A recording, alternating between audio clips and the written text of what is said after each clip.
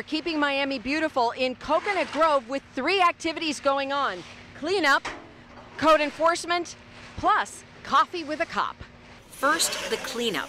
It's a team effort between the Solid Waste Department, the area's net office, and code compliance. The job we do is very important. Our community looks cleaner. Our neighbors appreciate it every time they come outside their houses and apartments, and they tell us thank you for keeping the community clean.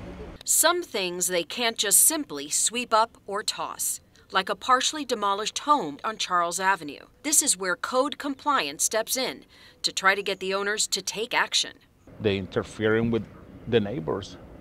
You know, this trash is just not good for the neighbors.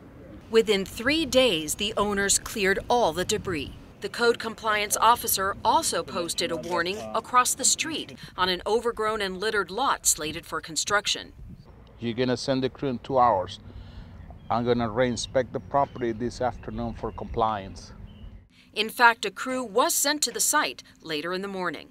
Especially in the west part of Coconut Grove, there just has not been enough enforcement and cleanup in the streets, and it's really good to see a renewed effort to that.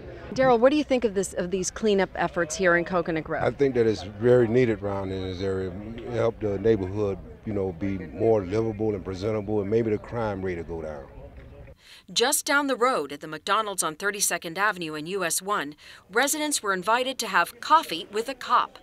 The Miami Police Department was the first in South Florida to adopt this concept, which has now spread across the region.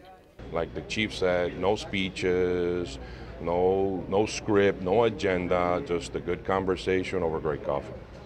To come here at this type of setting, I think it'll establish a rapport among the people with the police officer, and maybe they won't be afraid to talk. Because right now the challenge is getting people to say something when they see something.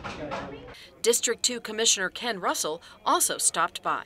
It's great to break down that barrier of the us and them idea, and there's constituents and then there's the police. And the idea that they're working for us and together with us as a community, they're protecting us. It breaks down just the idea that there's enforcement involved. And so it takes down sort of a veil of unfriendliness that might be there, and you see a warm smile with your local officer, and that builds a relationship. Coffee with a Cop is an ongoing program.